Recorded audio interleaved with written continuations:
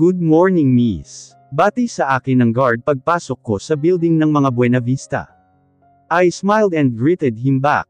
Pumasok ako sa loob, medyo late na ako dahil sa kay Cronus. Hindi namin mahanap ang Spider-Man niya, na parating niyayakap kaya nagwala kanina. Nahirapan kami sa paghahanap nina Ellen at Elliot, mabuti na lang nakita namin na nasa ilalim ng kanilang kama. I waited for elevator to open in front of me. I checked the time on wristwatch, and I'm 30 minutes late. Ngayon ko na ipapakita kay Zero ang mga design na ginawa ko noong nasa ibang bansa pa kami. Ang itatayo nilang building ay hotel. Ilang beses na rin akong nakapag-design noong nasa Australia ako, pero ngayon kinakabahan ako. Good morning Mr. Buenavista. Dinig kong bati sa aking likod. Napapikit ako ng mariin sa kabang naramdaman ko. Mabuti na lang talaga ay hindi ako nauna sa kanya. Baka imagine na ako doon sa loob ng opisina niya. Tumunog ang elevator ay pumasok ako at ganun din siya. May papasok din sana na iba pang empleyado, ngunit biglang senaryo ni Zero ang elevator, at hindi na nakaangal ang mga empleyado. He's the boss, a ruthless boss. Tahimik lang ako sa loob, habang siya naman ay nilalaro ang kamay sa bakal, kaya naglilikha ng tunog. I can feel the heat again, siyempre kasama ko na naman ang leader ng mga ogag. Nilagay ko ang buhok ko sa kaliwang braso ko, at pinahiran ko ang aking batok gamit ng panyong dala. How are you? Dinig kong sabi niya sa likod ko. I didn't say anything, baka may katawagan siya at hindi ako ang tinatanong niya. Isa pa wala rin talaga akong balak na sagutin ang tanong niya. Sa mga ginawa niya sa akin, hindi ko na siya kayang kausapin. Trabaho lang ang gagawin ko para sa mga anak ko, I asked you Jam. Mariin niyang sabi. I'm okay sir. Casual kong sagot. Why is he asking me that kind of question? Does he knows how to feel? Hindi naman diba, hindi niya nga alam kung paano niya ako nasaktan dati eh. Nakarating kami sa tamang floor, pinono ko siyang lumabas bago ako. Ibang direksyon ang tinahak ko, dahil uunahin kong pupuntahan si Erwan kesa sa kanya. May ginawa ang 3 na cards para sa pagpapasalamat sa binigay niya. Nabigla ako nang hinawakan niya ang braso ko, at hinigit papunta sa kanyang opisina. I don't want make a scene like the other day, kaya hindi ako sumigaw at sinubukan na lang kalasin ang kamay niya sa braso ko. Ngunit hindi ako nagwagi, napasok niya ako sa opisina niya. Memories bring back, naroon pa rin ang pintuan na papunta sa kanyang maliit na silid, na kung saan doon ang una namin. Na ngayon ay para na sa mga babae niya. It's okay, I'm not that too sentimental, when it comes from him. Hindi ka pupunta kay Erwan, sakin ka. Aniya at pinaupo ako sa upuan. Umikot naman siya at umupo sa kanyang upuan. Hindi na ako nagpatumpik-tumpik pa, at nilabas ko na ang mga disenyong nagawa ko noong nasa ibang bansa pa ako. I explained all of the designs that I want to submit for their new building or new hotel. Wala na bang mas gaganda dyan? Mukhang sobrang plain. Komento niya sa mga gawa. Sir, mga bago po ito lahat. I designed this when I am in. I suddenly stopped when I realized that I'm going to tell him I am from. Noong nasa bahay ako, I changed the place. Really? Sabi niya habang may naglalarong ngiti sa kanyang labi. You say Davao. It's okay Jam, I know you're a liar. I wanted to roll my eyes, but I stopped myself. Baka sabihing bastos ako, sinungaling na nga bastos pa. Baka dumami ang akusa niya sa akin. Is this approved or what sir? I said in a casual tone. I don't like this. I want new design. Ang hotel na iyon ay unang pagmamayari ko, na nasa pangalan ko. I don't like this. Aniya at ibinalik sa akin ang mga design. What do you want me to design sir if you don't want this? Tanong ko habang nililigpit ang mga papel. I want cozy designs and yours are not. Masyado masakit sa mata ang mga design mo. The new hotel have 200 rooms. So you have to give me 200 different cozy designs for that. Halos maluwa ang mata ko sa sabi niya. What? 200 designs? New. Isa-isa every room. Pwede naman siguro na ulit-ulit na lang ang hotel room design. Bakit iba-iba pa? When to be pa sir? Tanong ko. This Saturday. Halos mawala ang kaluluwa ko sa aking katawan sa kanyang sinagot. What? Saturday. Today is Wednesday, and I have 3 days left to do this. Paano na yung mga anak ko? Sir, I thought you have many designers, but why I am going to design all of the rooms? They are useless, you should give them the others. I have many things to do, I have. Napahinto ulit ako. Muntikan ko nang masabi na may anak ako. Kinagat ko ang aking panloob na pisngi. Parang gusto kong saktan ang sarili ko sa mga katangahang ginagawa ko ngayon, baka mabuking pa ako, Jam, focus. Kunwari wala kang anak para hindi mo sila maisip, baka masabi mo pa nang wala sa oras. Tumingin sa akin si Zero na para bang inaalam kung anong inisip ko. Okay, if that's what you want. They are useless, yeah. Give me new 50 designs. Is that okay?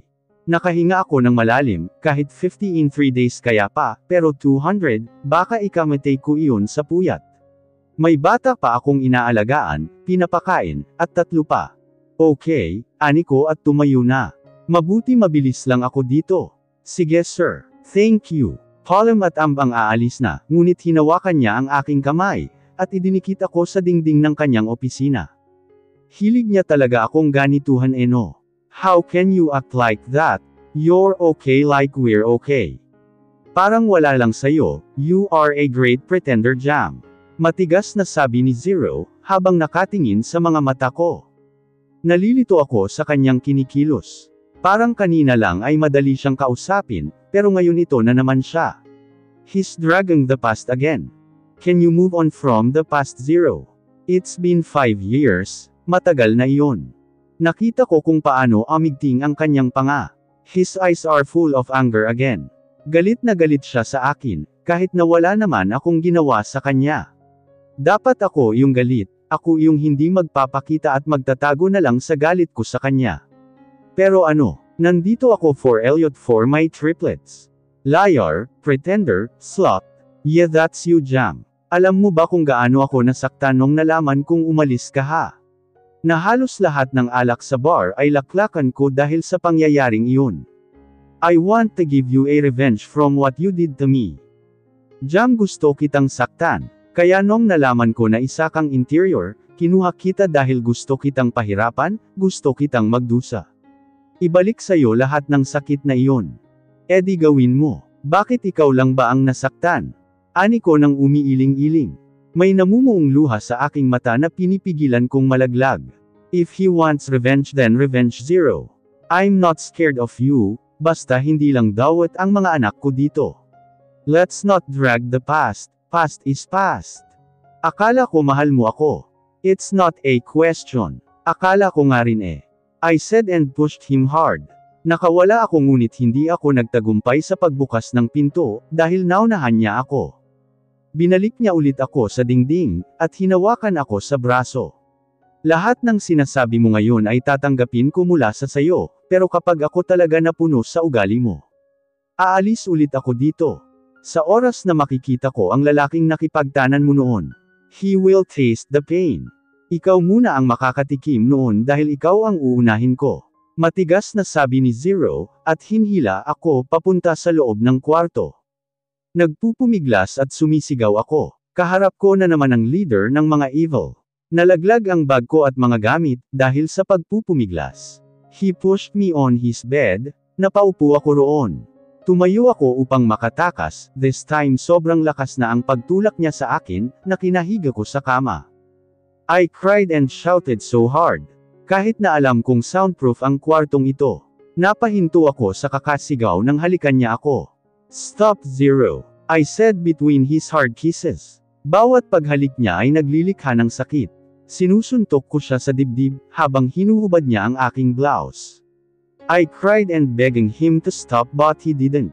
Kahit anong pagpupumiglas ko, hindi ko nagawang makawala sa kanya. Napahinto ako sa kakasigaw, at napahinto sa pagpupumiglas. I'm tired. I'm just sobbing while his tongue played with my skin. He can do whatever he want, pero pagkatapos nito hindi na ako babalik pa, hindi na ako magpakita sa kanya. Dahil sa kakaiyak at nakatuon lang ang mata ko sa pinto, naramdaman ko ang paghinto niya. He buried his face on my neck, and hugged me tighter. Ang mga luha ko naman ay walang kamatayan sa paglabas sa aking mata. You made me cry many times. Zero. Sorry, I heard him said. I didn't say anything, I just cry and cry. Kahit naramdam kong wala akong lakas, ay sinubukan ko siya itulak. Nagpatulak naman si Zero at humiga sa gilid ng kama. Tumayo ako at inayos ang aking sarili, bago lumabas ng silid. Pagkalabas ko ay nanlaki ang mata ko, nang makita si Erwan na nakatayo sa mesa ni Zero. Agad akong tumakbo sa kanya at niyakap siya. I cried on his chest. Wala akong paki kung mabasa ko ang kanyang suot, basta umiyak lang ako ng umiyak. What happened, Jam? Tanong niya. Narinig ko naman ang pagbukas ng pinto ng silid. Agad akong humiwalay para makatakbo sana, ngunit hinigpitan ni Erwan ang kanyang pagkakayakap sa akin. What did you do, kuya? Malamig na tanong ni Erwan kay Zero. Serve for a slut like her. Sagot ni Zero. Bakit niya ba palaging sinabi na slut ako? Hindi ako ganang babae, siya lang ang kalandian ko noong bata ako, wala nang iba. I gave him myself, because I love him, and I thought he loved me too. That is the dumbest thing that I do ever in my life. But that dumbness gave me strength because of my 3 little angels. What? Erwan's voice was sound like a thunder. Kung ano ang bagay sa kanya yun ang ginawa ko, Erwan. Bakit ba siya ang kinakampihan mo? Alam mo naman ang istorya namin, di ba? You should dump that liar, slutty girl. Walang preno ang boses ni Zero habang sinasabi iyon. I may be a liar, because I hide our triplets from him, and didn't tell him the truth, but I'm not a slut. I know Erwan knows that. You know, kuya, mas lalo niyang ilalayo sa'yo ang lahat. Hindi mo sila makikita. Dahil sa ginawa mo mas lalo kang magiging miserable. You should thank her, dahil bumalik siya dito para. Erwan, stop, let's go. I stopped him, this is not the right time. Hindi pa ito ang tamang panahon, para malaman ni Zero ang mga anak niya. Pagkatapos ng ginawa niya sakin, hindi talaga tama. Iniwan ako ni Erwan, at kinuha ang mga gamit ko na nakakalat, dahil sa pangyayaring iyon. Isa-isa niyang pinulot ang mga papers, habang ako ay yakap-yakap ang aking sarili. Bumalik siya dito para sa, What, Erwan? Nagulat ako sa tanong ni Zero, akala ko ay tapos na at hindi niya na itatanong pa. Tinignan ni Erwan ng masama si Zero. Matapos niya kunin lahat ng nagkalat kong gamit, ay hinawakan niya ako sa siko at para makaalis na doon. Erwan, sigaw ni Zero sa kapatid. It's you to find out, kuya.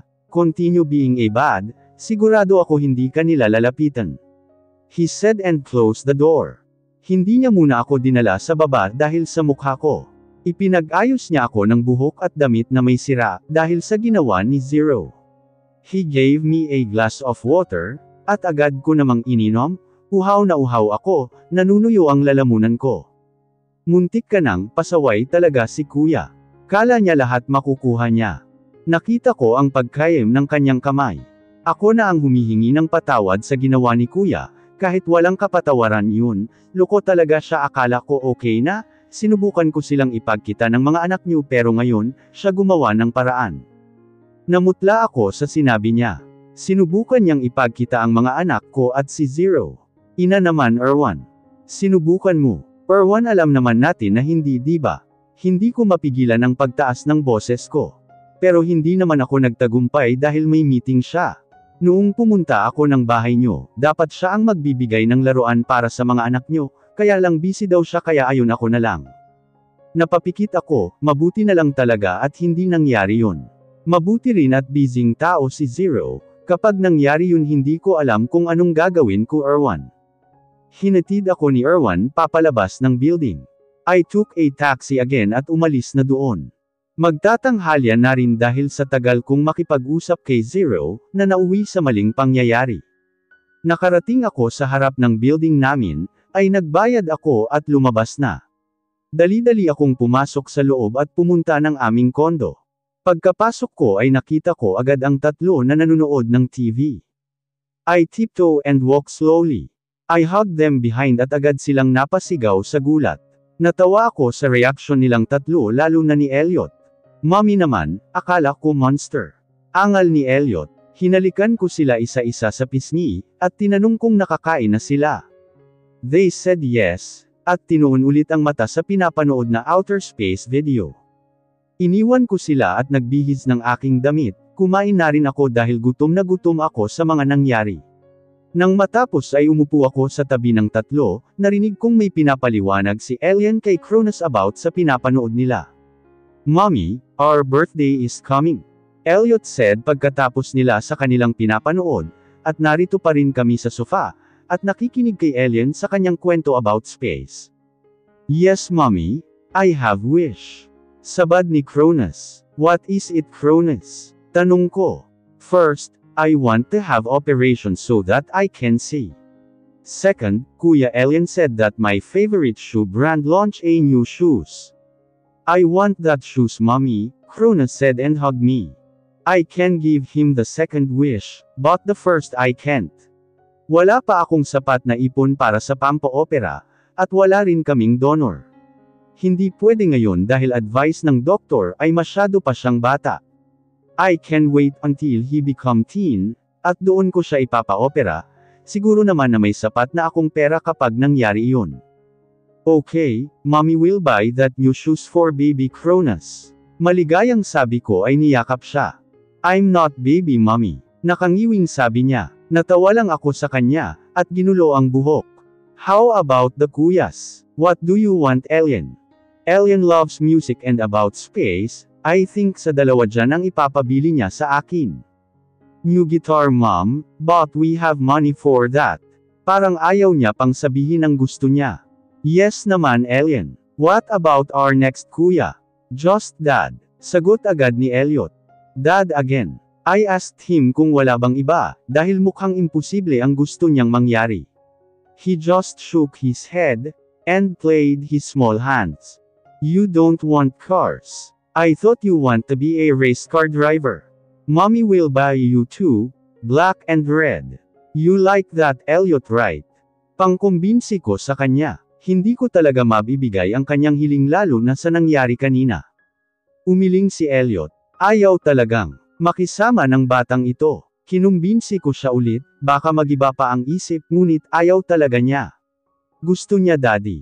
Mommy, you know Facebook. Pang-iiba ni Elliot sa usapan namin. This mommy, yaya. Tawag niya kay Myrna, agad naman kaming pinuntahan ni Myrna na galing sa kanyang kwarto. Di ba yaya kapag may taong gustong makita pwedeng makita dito? Tanong niya kay Myrna. Opo Elliot, makikita dyan lahat. Lahat ng tao gumagamit niyan. Sagot naman ni Myrna. Tumingin si Elliot sakin at binigay ang iPod nila na may Facebook app na. Myrna, bakit niya tinuturuan itong mga bata? Search mo dito mommy ang pangalan ni daddy para malaman namin ang mukha niya. Sabi ni Elliot na ginagabayan ako sa iPod. Nanginginig ang aking kamay, habang pinipindot ko ang maling pangalan, para may ipakita man lang sa mukha ni Elliot, asang-asa siya na may lalabas sa bawat pangalan na nilalagay ko. Nang walang lumabas ay sumimangot si Elliot. I tried to search again at maling pangalan ulit, wala ring lumabas. Wala sigurong Facebook ang daddy niyo Elliot. Pagsisinungaling ko. Sa totoo wala din akong ideya kung may social media si Zero o wala. Ha, talaga ma'am. Halos lahat dito sa mundo may Facebook. Taga-bundok po ba ang tatay nila? Biglang sabad ni Myrna. Tinignan ko siya ng masama dahil sa kanya malalaglag pa ako sa mga anak ko. Tinuruan niya pa ng Facebook, paano kung mapunta sila sa hindi dapat mapuntahan. Ay oo nga pala Elliot, baka wala. Baka hindi marunong mag-cellphone ang daddy mo. Agad na umalis si Myrna pagkatapos niya iyong sabihin. Kinuha ko si Elliot na nakasimangot sa tabi ko, at pinaupo sa aking kandungan. Hinalikan ko siya sa noo. Darating din ang panahon anak, kapag tumano na ang daddy nyo doon nyo siya makikita. Tiis-tiis muna kayo. Sinakop silang tatlo at niyakap ng mahigpit, darating din ang panahon na gusto nyo babies.